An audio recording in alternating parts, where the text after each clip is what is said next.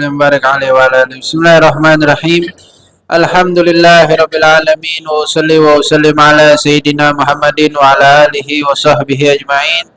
Nawaitu ta'allum wa ta'lim wal ifadatu wal istifadah wa nafa' wal intifa' wa tadhakkur wa tadhkir wal hatha ala tamassuki bi kitabillah wa sunnati rasulillah wa du'a ila al-huda wa dalalata ala al-khair ibtigha mardatillahi wa ridwanihi wa qurbihi wa thawabihi.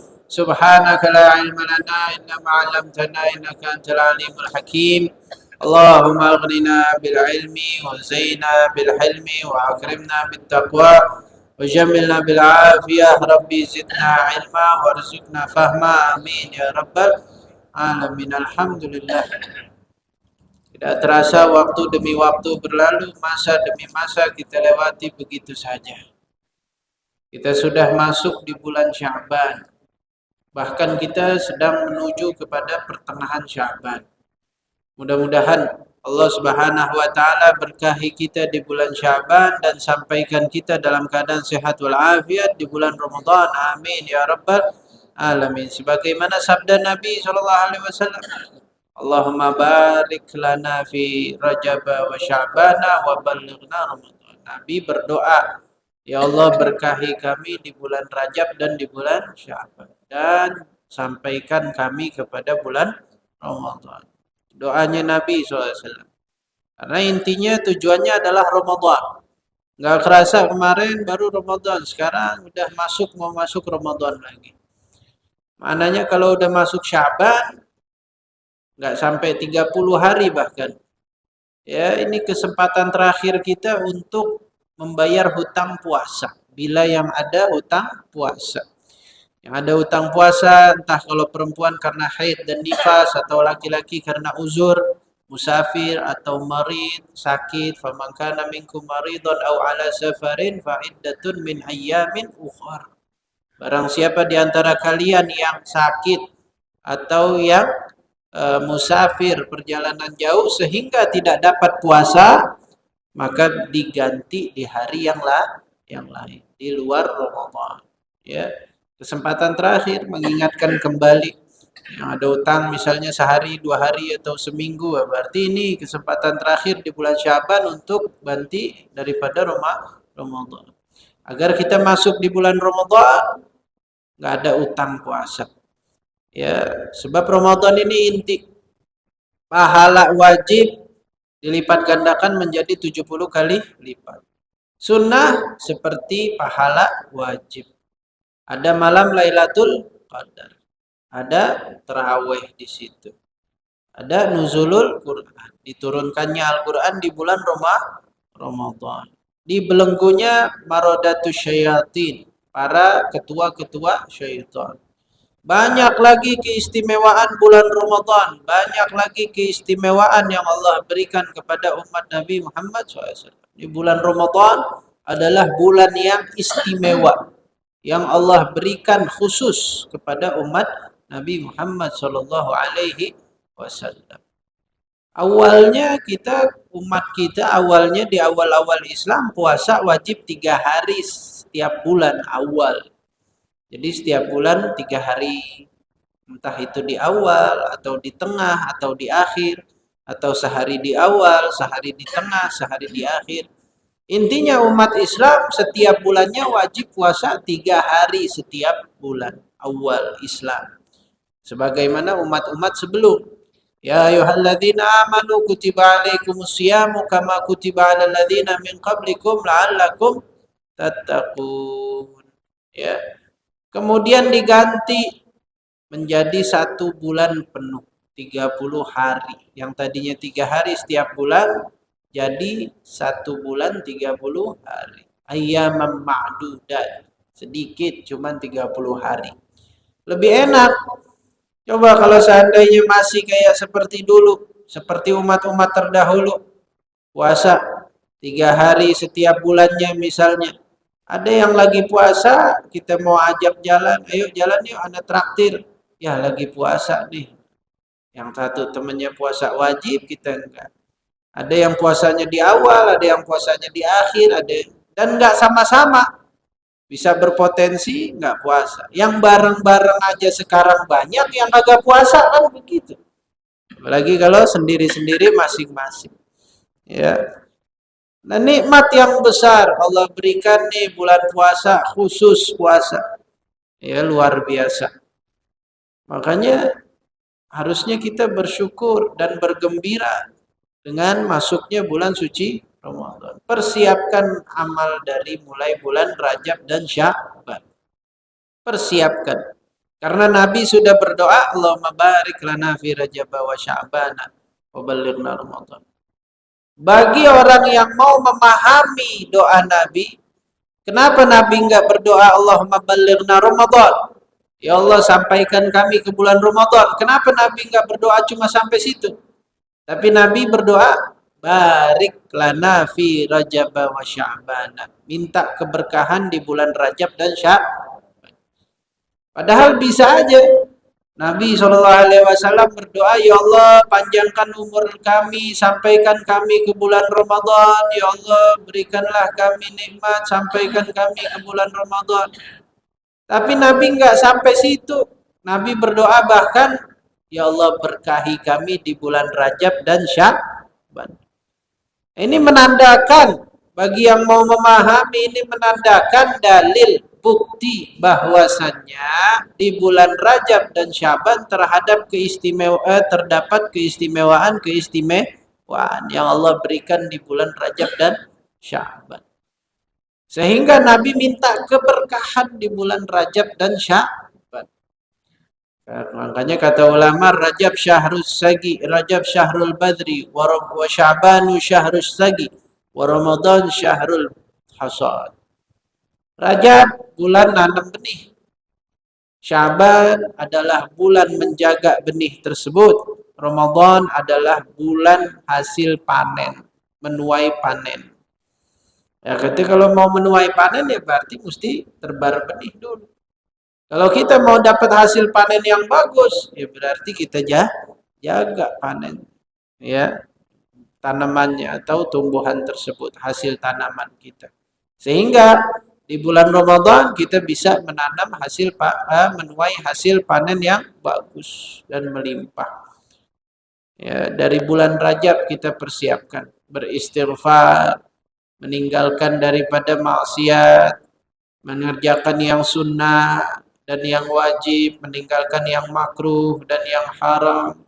Sampai ke bulan Sya'ban banyak-banyak kita bersolawat. Sebagaimana para ulama, para ahli tafsir, Al-Imam Baydawi, Al-Imam Qurtubi dan para ahli tafsir lainnya mengatakan bahwasanya di bulan Sya'ban adalah bulan turunnya ayat surat Innallaha wa malaikatahu yusholluna 'alan nabi ya ayyuhalladzina amanu shallu 'alaihi wa sallimu taslima. Allahumma shalli wa sallim wa barik alaihi. Di bulan Sya'ban adalah bulan turunnya ayat perintah untuk berselawat kepada baginda Nabi sallallahu alaihi wasallam. Allah berfirman, Innallaha wa malaikatahu. Sesungguhnya Allah dan para malaikatnya berselawat kepada Nabi Muhammad SAW. Innallaha wa malaikatahu yusalluna 'alan nabi. Kemudian disusul perintah, ya ayyuhalladzina amanu, wahai orang-orang yang beriman, sallu alaihi, berselawatlah kalian kepadanya, atasnya, wasallimu taslima, dan benar-benar berilah salam, sallimu taslima. Allahumma salli wa sallim wa barik alaihi. Ya. Ini ayat yang istimewa. Kenapa? Satu-satunya ayat sebelum Allah memerintahkan, Allah contohkan. Allah perintah kita sholat kan gitu. Wa aqimus sholah wa atuz zakah. Dan dirikanlah sholat dan tunaikanlah zakat. Allah enggak mengabarkan, Allah ya kerjakan dulu sholat dan zakat, enggak, langsung aja. Puasa, wahai orang-orang yang beriman, diwajibkan atas kalian berpuasa. Nggak ada kabar bahwasannya menandakan Allah tidak makan dan tidak minum dan lain sebagainya, atau Allah cinta terhadap orang-orang yang berpuasa maka kalian berpuasa dan lain sebagainya. Tapi selawat kepada baginda Nabi Allah contohkan terlebih dahulu. Sebelum Allah memerintahkan kita, wahai orang-orang yang beriman, berselawatlah kamu kepada Nabi Muhammad. Sebelum itu, sebelum Allah perintahkan, Allah contohkan dulu. Innallaha, sesungguhnya Allah, pakai inna. Inna itu dalam bahasa Arab namanya huruf taukid. Sesungguhnya, ada tekanan khabar di situ dalam sastra Arab. Sesungguhnya Allah, nggak cukup. Wa malaikatahu, dan para malaikatnya. Yusalluna, pakai fi'il mudhari, bukan fi'il madi, bukan shalla. Shalla yusallu, bukan sallu. Yusalluna pakai fi'il mudhari. Apa fi'il mudhari? Senantiasa dan masih berselawat. Nih, Allah dan para malaikatnya aja berselawat kepada baginda Nabi Muhammad. Allah dan para malaikatnya aja berselawat kepada Nabi Muhammad. Wahai orang-orang yang beriman, berselawatlah kalian kepadanya. Ibaratnya kita kalau punya pemimpin, sebelum nyuruh, dia terjun dulu. Dia praktekkan dulu. Nah, kalau misalnya orang tua nyuruh anaknya sholat, dan dia kagak sholat. Sholat. Lah anaknya bisa balikin.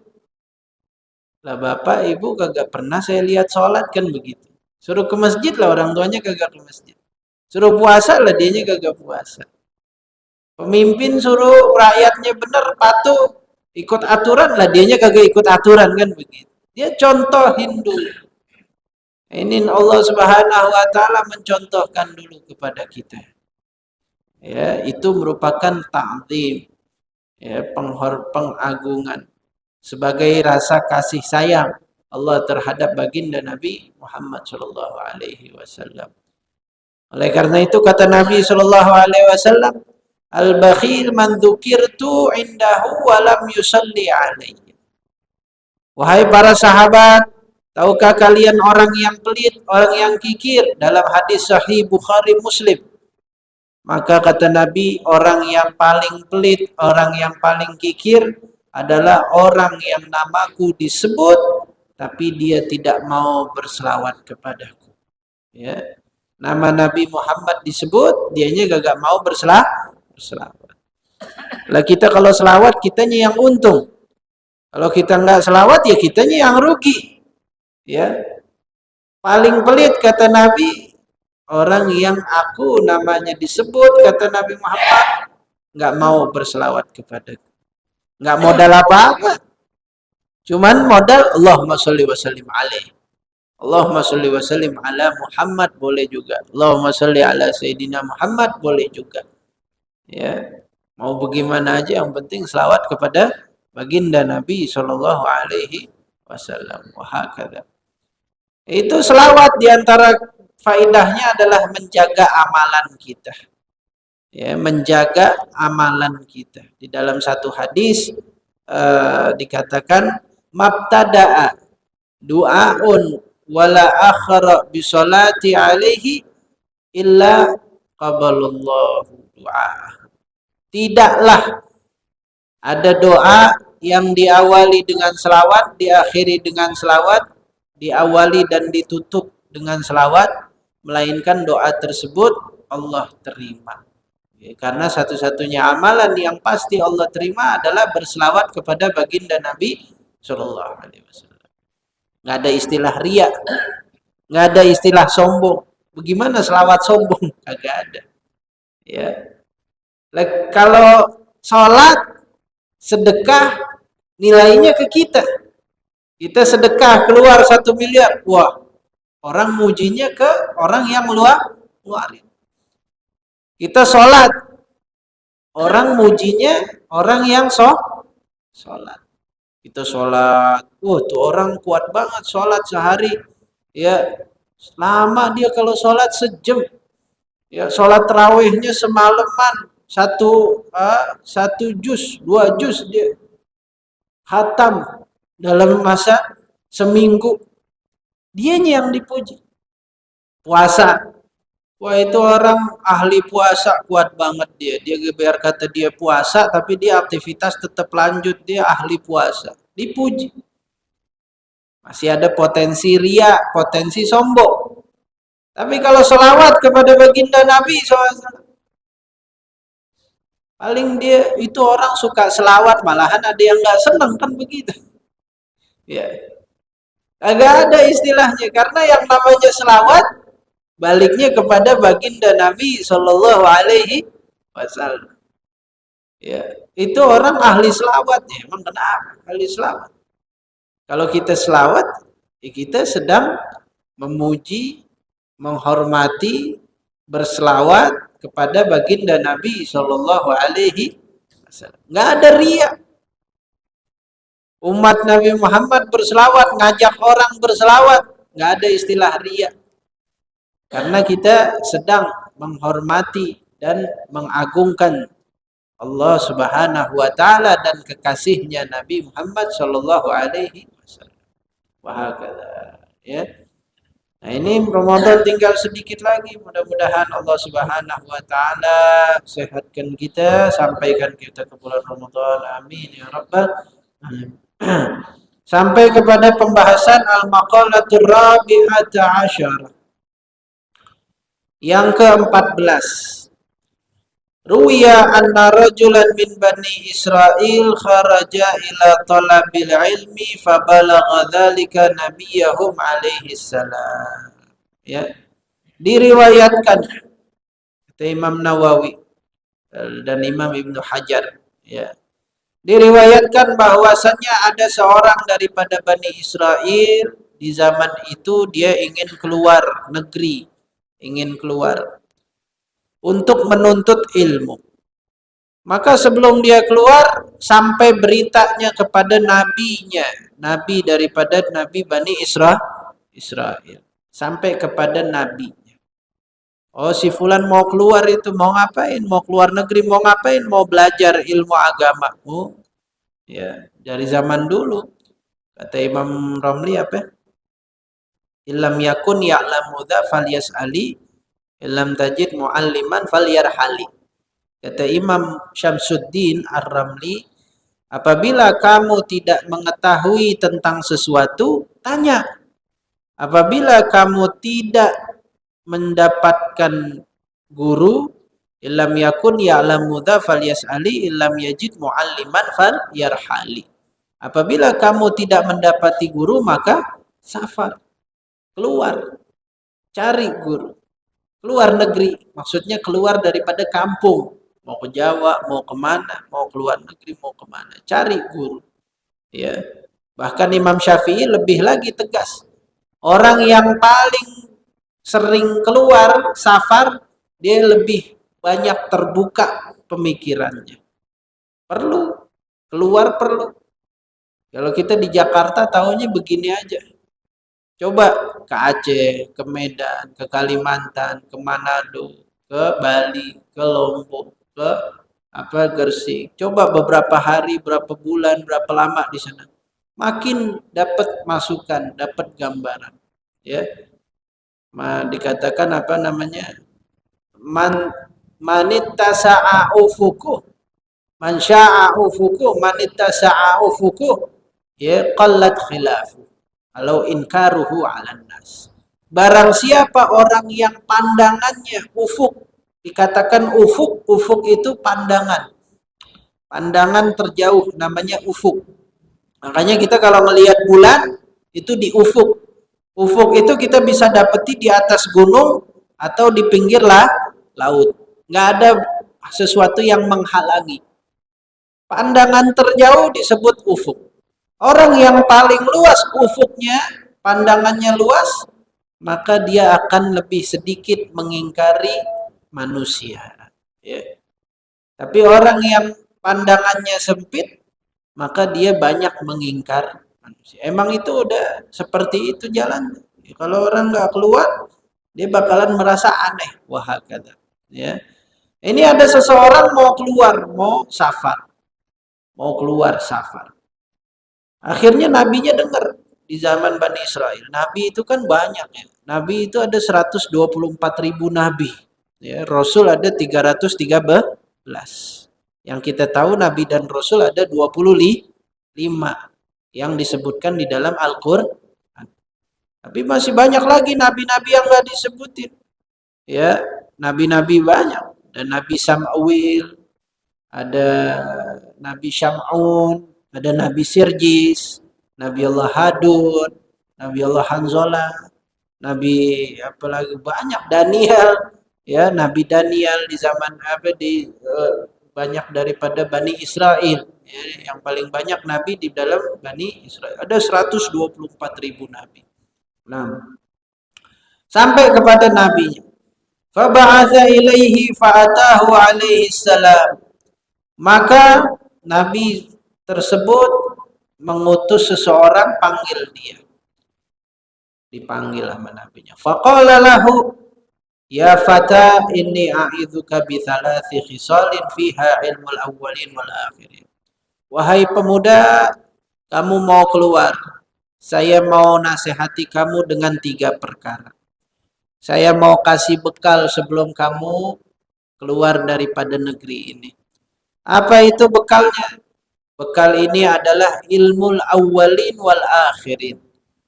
Ilmu dari golongan yang awal dan golongan yang akhir. Maksudnya ilmu para nabi dan rasul. Apa itu?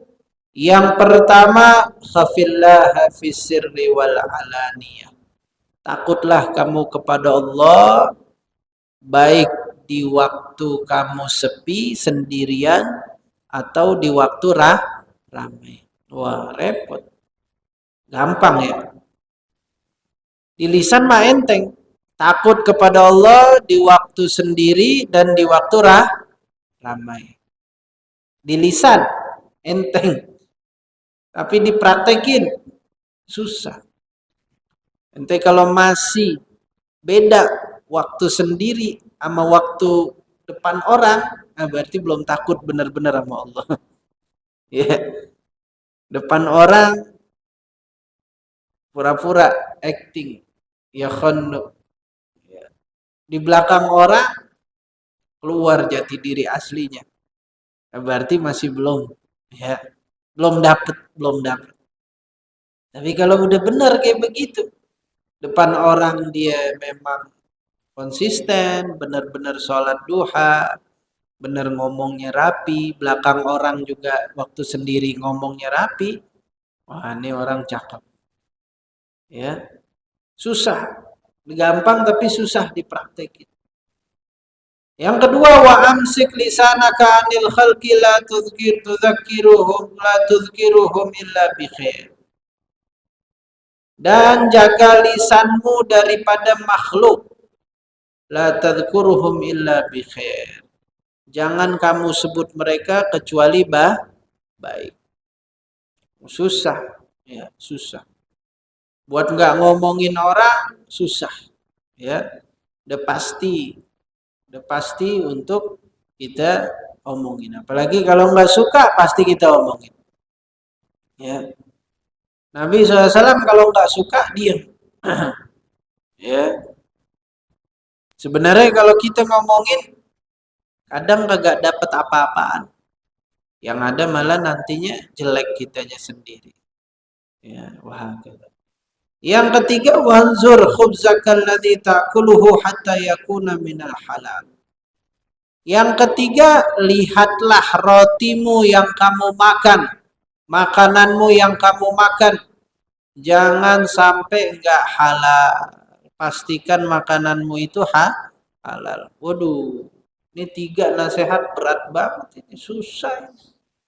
Takut kepada Allah fisirri wal alan, waktu keadaan sendiri dan waktu ramai. Yang kedua adalah jangan bicara, maksudnya jangan ngomongin orang kecuali yang baik, jangan riba, jangan ngomongin orang. Yang ketiga jaga lisan, yang kedua. Yang ketiga pastikan makanan kita halal, ya. Kemudian pemuda tersebut nggak jadi keluar sebelum ngamalin 3 hal ini, ya.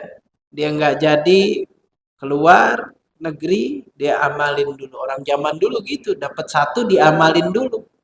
Pulang ngaji, ngajinya bentar, dapat 1 diamalin dulu tuh, ya. Diamalin aja. Ya. Kalau orang zaman sekarang kebanyakan teori dan instan, kebanyakan daripada kaidah, prakteknya nol, ya. Wahakadha. Zaman-zaman khitabah, zaman mengatur kata, mengolah kata, memperbagus kata agar menarik, tapi prakteknya kagak ada, ya. Asalnya dakwah itu dengan praktek, bukan dengan ucapan, ya. Kita mau dakwah, dakwah yang sebenarnya adalah dengan mencontohkan. Kita kalau mau dakwah ke anak kita, kita contohin, kitanya puasa, kitanya sholat berjamaah, kitanya ngomong baik.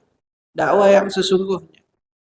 Ya, al-aslu al-fi'il lal qaul. Asalnya itu perbuatan, bukan perkataan. Ya.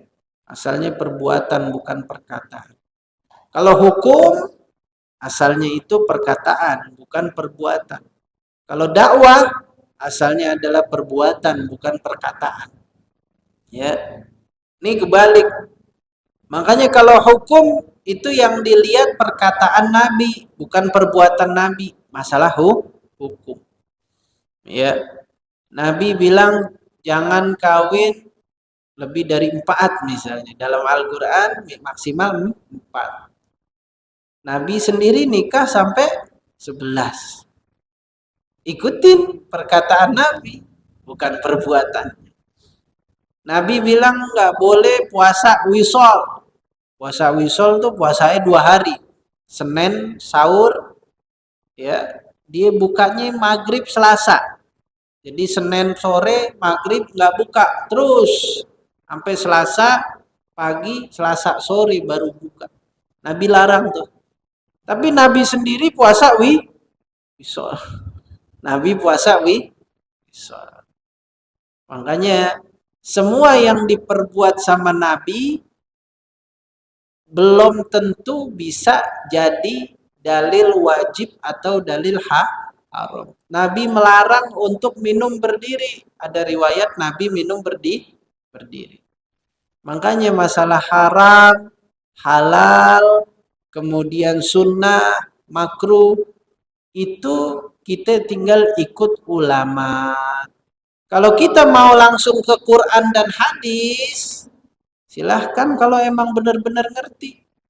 Kuasain betul-betul Al-Quran, belajar benar-benar bahasa Arab, nahu sorof beserta sastranya, pahami Al-Quran, pahami nasikh mansukh, pahami majas dan hakikah, kemudian pelajari semua hadis-hadis Nabi, pahami hadis-hadis Nabi, pahami ilmu riwayat dan diroyat, boleh dah gali hukum sendiri kalau bisa. Kalau bisa. Nggak sebentar dan nggak gampang itu. Ya. Yang udah sampai derajat benar-benar mufti dan mujtahid yang bisa benar-benar menentukan hukum, yaitu sekelas imam-imam madhab. Ya, makanya kenapa kita ikut Imam Syafi'i.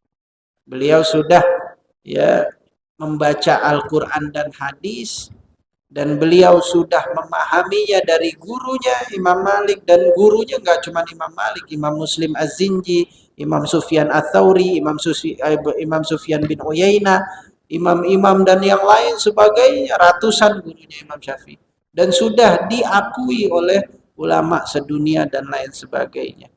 Ya, kita tinggal ikutin fatwa-fatwa beliau. Ini bagaimana hukumnya, ini bagaimana hukumnya, kita rujuk ke ulama. Nah, kita mau sholat, pasti kita ikut ke guru atau ke orang tua. Wahakala. Ya. Itulah 3 daripada nasihat terakhir. Sebelum kita jelaskan, kita baca aja. Yang terakhir, yang ke-15. Ruwiya anna rajulan min Bani Israel jama'a thamanina tabutan minal ilm. Diriwayatkan bahwasanya ada seorang laki-laki daripada Bani Israel, beliau mengumpulkan 80 lembaran ilmu. Wahyu dari Nabi mereka 80 lembaran, 80 kotak tabut dikumpulkan. Walam yantafi' bi ilmihi. Beliau punya 80 kotak ilmu, kitabnya segudang. Tapi enggak manfaat ilmunya. Fa'auhallahu ta'ala ila nabiyihim. Maka Allah Subhanahu wa taala mewahyukan kepada nabi yang diutus di Bani Israel tersebut. Qul, katakanlah, kata Allah Subhanahu wa taala kepada orang alim tersebut, kepada pendeta tersebut, kepada rahib tersebut. Lihadzal jami' law jama'ta katsiran minal ilm lam yanfa'ka illa an ta'mal bi thalathati asya. Kalau engkau kumpulin kitab-kitabmu, engkau pahami semua daripada itu, nggak bakal ilmunya bermanfaat kecuali dengan 3 hal. 3 hal yang bisa membuat ilmu bermanfaat. Yang pertama, la tuhibbid dunya. Jangan kamu cinta dunia. Falaisat bidaril mukminin. Karena dunia bukan rumahnya orang mukminin, orang yang beriman. Yang kedua, wala tusahibi syaitan. Falaisa birafiqil mukminin. Dan jangan kamu temani syaitan. Jangan kamu temani syaitan. Maksudnya temani syaitan gimana? Jangan kamu ikuti bisikan syaitan. Jadi teman syaitan. Disuruh mau. Karena syaitan bukanlah temannya orang beriman. Yang ketiga, wala tu'dhi ahadan falaysa bihirmatil mukminin. Jangan kamu ganggu, jangan kamu usik seseorang, karena itu bukan perbuatan orang beriman. 3. Kalau nggak ada 3, maka dianggap ilmu kita nggak bermanfaat walaupun punya kitab segudang. Yang pertama, jangan sampai cinta dunia, karena dunia bukanlah tempatnya orang beriman. Yang kedua, jangan kita temani syaitan. Jadikan syaitan teman, ya, dengan kita kena sama bisikannya. Karena syaitan bukannya temannya orang beriman, bahkan musuhnya. Yang ketiga adalah jangan kamu mengganggu seseorang, mengusik seseorang, karena itu bukan perbuatan seorang beriman, bukanlah profesinya seseorang yang beriman. Ini 3 ini butuh kepada penjelasan. Tapi insya Allah di pertemuan yang selanjutnya kita jelaskan karena agak panjang, ya. Mana dunia dan mengikuti syaitan dan mengganggu seseorang muslim atau orang lain, ya. Wallahu a'lam bishawab. Ada pertanyaan? Yang mau bertanya silahkan. Silahkan bagi yang mau bertanya.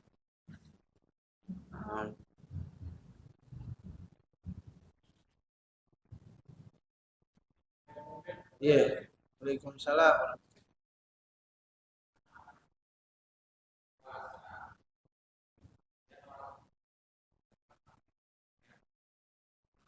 Hmm.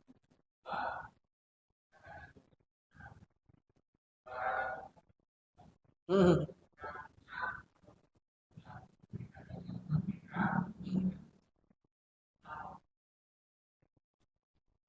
Nah, jazakallah khair. Yang pertama, apabila seseorang masuk daripada bulan Ramadan, tapi dia masih punya utang.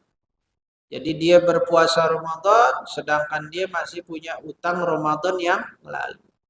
Katakanlah, tahun lalu dia punya utang seminggu karena sakit misalnya. lupa bayar.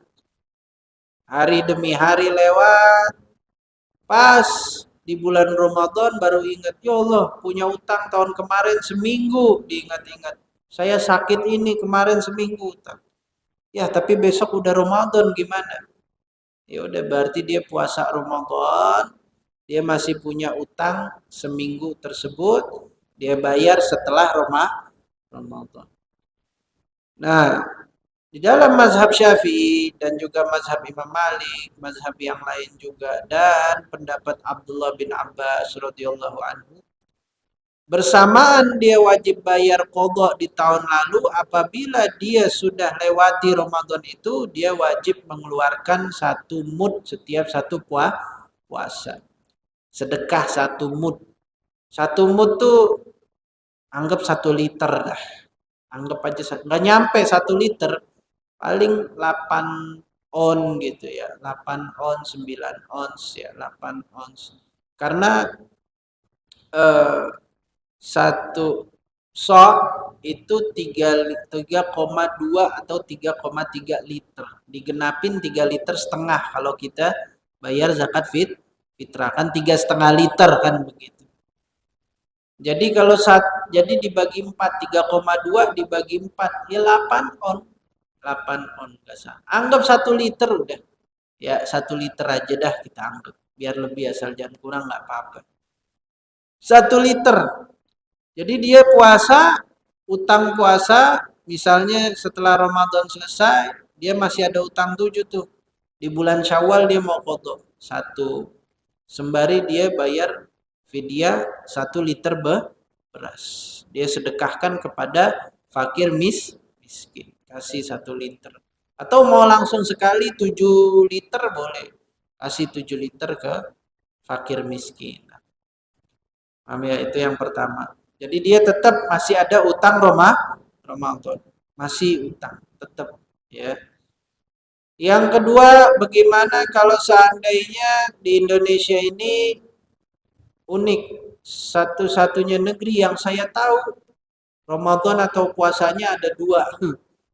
Negeri lain soalnya semua ikut pemerintah. Dari mulai Yaman, Saudi, negeri-negeri ya, Oman, Kuwait, Irak, mana semuanya, Syam, Brunei, Singapura, Thailand, Malaysia. Semua nggak ada perselisihan kalau pemerintah netepin hari itu lebaran, besok ya besok lebaran semuanya gitu. Kecuali Allahumma ada golongan-golongan kecil. Kayak misalnya Toriko Naksabandiyah atau Torikoh apa gitu ya. Dia nggak ikut pemerintah tapi itu golongan kecil. Maksudnya golongan kecil nggak dianggap. Kecuali golongan mereka saja. Nah di Indonesia ini unik. Ada golongan besar dan dianggap dan maksudnya berpengaruh sehingga terpecah umat Islam dalam menentukan puasa Ramadan dan menentukan lebaran. Ini yang menurut pendapat mayoritas ulama ya ikut pemerintah sudah. Pemerintah nggak benar, lanasimat walahumul gimaat kata ulama. Lanasimat walahumul gimaat. Maksudnya adalah bagi kita hidangan makan, bagi mereka pecut dan azab. Ya, mereka ulul amri, mereka tanggung jawab nanti di akhirat. Seandainya ternyata misalnya besok penentuan nih hari Selasa, misalnya gitu. Selasa entah lebaran atau enggak. Pemerintah netepin besok Selasa lebaran. Padahal sebenarnya lebarannya hari Rabu. Ya kita ikutin udah. Kita kan nggak tahu. Kita ikutin. Kita makan. Nanti di akhirat yang tanggung jawab dia tuh. Kan kita menentukan apa kita sesuai dengan pemerintah. Dan pemerintah itu disumpah. Dan mereka itu diambil janji dan mereka itu benar-benar dipertanggungjawabkan di akhirat nanti. Allahumma kecuali kalau memang pemerintah sudah berusaha akan tetapi salah di dalam ijtihad. Bukan karena sengaja, karena tidak sengaja. Bukan karena sengaja, oh nih kita mainin nih umat Islamnya nih. Biarin, besok batalin semua puasanya misalnya gitu.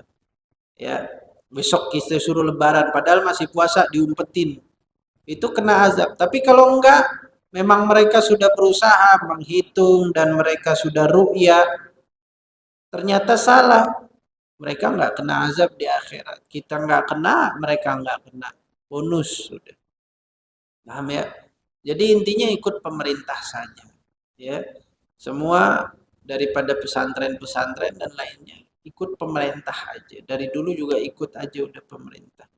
Apalagi sekarang udah gampang. Ya.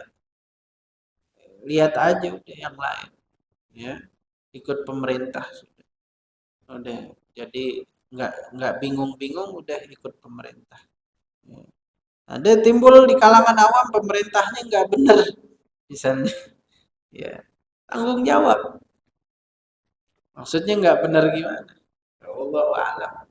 Ya, ini perkara ibadah. Apa untungnya mereka mempermainkan kita? Apa untungnya gitu?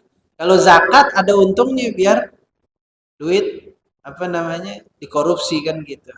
Zakat kita nggak disalurin dari zaman dulu juga ada, dari zaman Bani Umayyah, dari zaman setelah Khilafatur Rashidah, setelah Khulafaur Rasyidin. Makanya Imam Malik sampai membagi harta zahir dan harta batin. Harta batin boleh dizakatkan baru aja. Zakat bisa dimasukin kantong. Tapi kalau puasa mereka menipu kita apa untungnya gitu?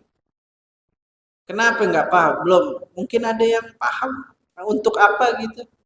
Ya, untuk apa mereka misalnya menipu kita besok disuruh lebaran kita? Ya, berarti kan mereka nambah-nambah dosa doang kan gitu.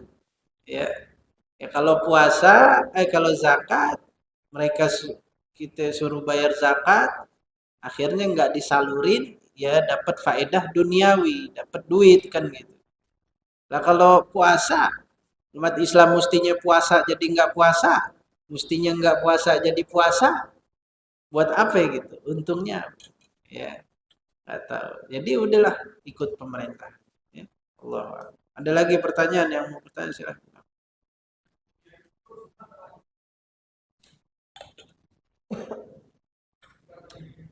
Hukum fidyah yang bayar. Fidyah ini ada beberapa. Fidyah di dalam Al-Quran Allah Subhanahu wa taala berfirman kutiba alaikum siyam kama kutiba alladzina min qablikum la'allakum tattaqun ayyaman ma'dudat faman kana minkum maridan aw ala safarin fa iddatun min ayyamin ukhra wa 'alal ladzina yutiqunahu fidyatun ta'amun miskin.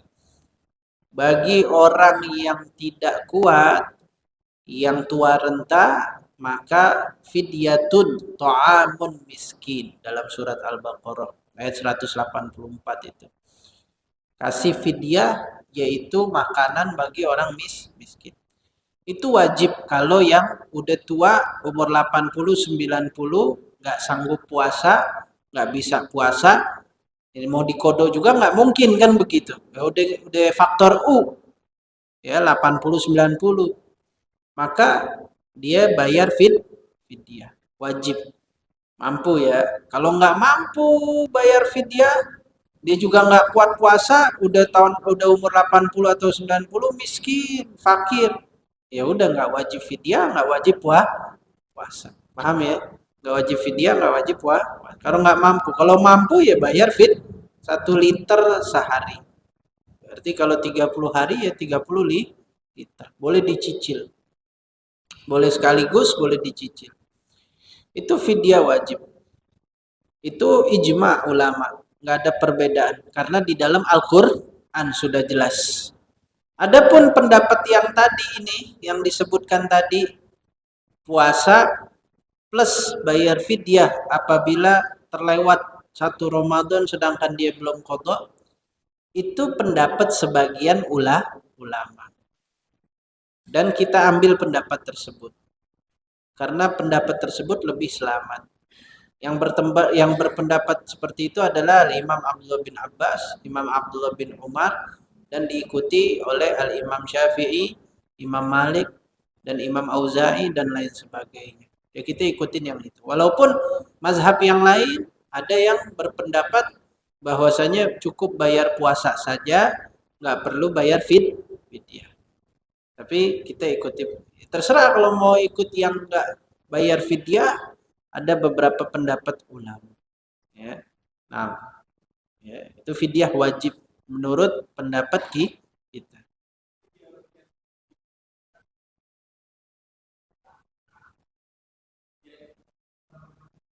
Nah, fidyah yang sudah meninggal, puasa adalah penggantinya, ya. Boleh diganti dengan puasa atau diganti dengan fidyah. Dalilnya mana?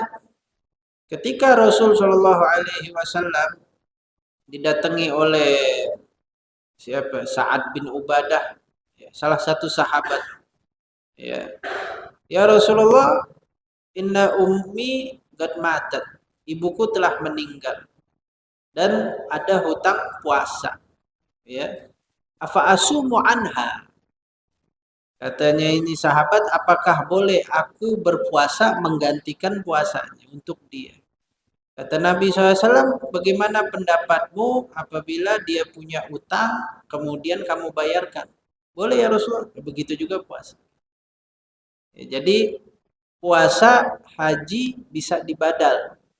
Sholat, nggak ada riwayat. Nggak ada istilahnya badalin sholat. Ya. Nah, orang tua udah meninggal, dibadalin sholat. Ya. Kita gantiin sholatnya. Nggak ada riwayat. Ya. Tapi Al-Imam Subki, Taqiyuddin Subki, ya, Imam Subki, beliau murid daripada Imam Najmuddin Ibn Rif'ah, murid daripada Imam Nawawi, imam luar biasa. Beliau pernah jalan terakhir melakukan fidyah sholat untuk kerabatnya yang telah wafat. Ada utang sholat. Tafaulan, dalilnya adalah tafaulan. Tafaul itu artinya optimisme. Optimis dengan rahmat Allah. Apakah kita boleh optimis dengan rahmat Allah? Tentunya. Kita disuruh cari rahmat Allah. Ya, wala tai'asu birauhillah, janganlah kamu putus asa dengan rahmat Allah. Inna rahmatullah wasi'at kulla syai'. Rahmat Allah itu meliputi lebih luas daripada segala sesuatu. Jadi Imam Subki, ya udah jalan terakhir dah. Bayar fidyah. Ya, fidyah, moga-moga dengan rahmatmu ya Allah. Ini orang muslim yang meninggal ada utang sholat. Ya, kita minta sama Allah agar mudah-mudahan fidyah ini, sedekah ini mengganti setiap 1 liternya itu ya 1 sholat. Mudah-mudahan. Ya, itu rahmat Allah. Ya, jalan terakhir dah. Ya, jalan terakhir. Rahmat Allah luas. Inna rahmatullah guribun alal muhsinin. Sesungguhnya rahmat Allah itu dekat kepada orang-orang yang berbuat baik, suka berbuat baik. Innallaha yuhibbul fa'lal hasan. Sesungguhnya Allah Subhanahu wa taala itu suka terhadap optimisme yang baik. Dalam hadis Nabi SAW, Innallaha yuhibbul fa'lal hasan. Sesungguhnya Allah Subhanahu wa taala suka terhadap optimis yang baik. Optimis yang mendapatkan rahmat Allah. Paham ya? Jadi kita nggak menyalahkan bagi orang yang fidyah, sholat dan lain sebagainya. Ya dia berusaha. Ya kalau emang ada utang, sholat atau puasa ada dalilnya. Haji ada dalilnya, bisa dibadalin, bisa diganti fidyah atau dibadalin. Mau badalin puasa bisa, badalin fidyah bisa, ada dalilnya. Sholat nggak ada dalilnya, tapi beberapa ulama tafaul. Sholat puasa aja ada, haji aja ada. Ya sahabat nggak ada yang nanyain masalah sholat, sebab sahabat nggak ada yang ninggalin sholat. Ya, udah tafaul. Fa'lal hasan. Innallaha yuhibbul fa'lal hasan. Allah Subhanahu wa taala suka terhadap optimis yang baik. Ya, kita minta rahmatnya Allah. Ya, rahmat Allah lebih luas daripada dosa-dosa kita. Ya, minta rahmat Allah. Nah, ada lagi pertanyaan? Mau bertanya silahkan. Nah, ya, di zaman ini memang perlunya kita merujuk kepada ulama. Ya, kita harus merujuk kepada ulama. Berkata Syekh Muhammad Said Ramadan Al-Buti, Profesor Dr. Syekh Muhammad Said Ramadan Al-Buti dan Syekh Dr. Muhammad Wahbah Zuhaili, la madhhabiyah ghantaratun alla diniyah. Tidak mempunyai madhab itu merupakan jembatan kepada tidak beragama. Nauzubillah min dzalik. Ya, karena mau nggak mau kita mesti pakai mazhab, mau nggak mau. Kalau nggak mau pakai mazhab, itu tadi syaratnya. Ente kuasain dulu nahu sorof dan nggak gampang itu. Jadi ahli nahu dulu, jadi ahli sorof, jadi ahli sastra bahasa Indonesia, bolak-balik nih baca Quran, pahamin, bolak-balik menggeluti hadis yang jutaan, bukan 100, bukan 1000, bukan ratusan ribu, hadis jutaan, bolak-balik pahamin. Baru dah mau pahamin sendiri, ini agama boleh dah. Tapi kalau masih pakai terjemahan, masih belum paham tentang qasam, masih belum paham tentang taukid, masih belum tentang sastra Arab, balaghah, ma'ani, bayani, badi'. Udah, kita perlu bermazhab. Ya. Fas'alu ahla dzikri in kuntum la ta'lam. Tanya kepada orang yang ngerti jika kalian tidak paham, tidak mengetahui. Inna sam'a wal basra wal fuada kullu dzalika kana anhu mas'ula. Sesungguhnya pendengaran, penglihatan, hati semuanya bakalan dipertanggungjawabkan, ditanya, ya. Wala taqfu ma laisa laka bihi ilm. Jangan kalian nyeleneh, jangan kalian asal-asalan yang terhadap kalian berbicara sesuatu yang kalian tidak tahu. Semuanya bakalan ditanya. Pendapat apa pendapatnya? Dan yang bermazhab Syafi'i tahu nggak siapa? Dr. Syekh Ali Jum'ah yang muasirin sekarang, Syekh Muhammad Said Ramadan Al-Buti, Dr. Syekh Wahbah Zuhaili. Imam-imam besarnya, Imam Romli, Imam Ibnu Hajar, Imam Zarkashi, Imam Al-Khatib Syarbini, Imam Najmuddin Ibnu Rif'ah, Imam Nawawi, Imam Ghazali, Imam Haramain, Imam Mawardi, Al-Imam Jamal Sulaiman Al-Jamal, Al-Imam Syarbini, Al-Imam siapa lagi? Imam Subki Taqiyuddin, Imam Tajuddin, Syekh Zakaria Al-Ansari, imam-imam semua, Imam Suyuti, ya, yang hafal Quran, hafal hadis semua. Imam Nawawi itu hafal Quran, hafal hadis, imam besar semua. Kitab-kitabnya luar biasa semua, fenomena semua. Ikut mazhab Syafi'i. Dia Imam Nawawi, istilahnya kalau Imam Nawawi bikin mazhab sendiri, lah kita bisa ngikut kan begitu. Imam Nawawi ikut mazhab Syafi'i. Mengklaim dirinya bahwasannya An-Nawawi Asy-Syafi'i. Beliau adalah Imam Nawawi Asy-Syafi'i. Beliau mengikut mazhab Syafi'i. Beliau masih ngikut Syafi'i madhab. Ya, Imam Ahmad bin Hambal pun murid daripada Imam Syafi'i. Wah, kata panjang lagi bahas masalah ini. Ya. Wallahu a'lam bishawab. La ilaha illallah.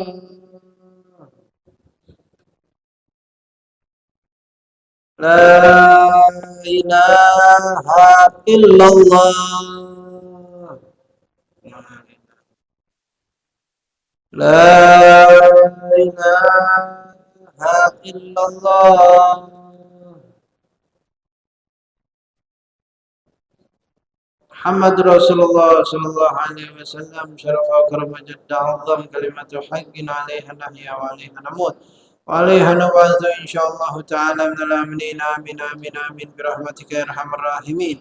يا ربنا اعترفنا بأننا اقترفنا وأننا أسرفنا بلغ أشرفنا، فتب علينا توبة تغسل لكل حوبة، واستر لنا العورات وآمن الروعات، واغفر لوالدينا ربي ومولودينا والأهل والإخوان وسائر الخلان وكل ذي محبة أو جيرة أو صحبة والمسلمين أجمعين. آمين يا ربي اسمع فضلا وجودا منا لا باكتساب منا، بالمصطفى الرسول نحظى بكل سول. صلى وسلم ربي عليه عد الحب وآله وصحبه عدد الصحب، والحمد لله في البدء والتدبير.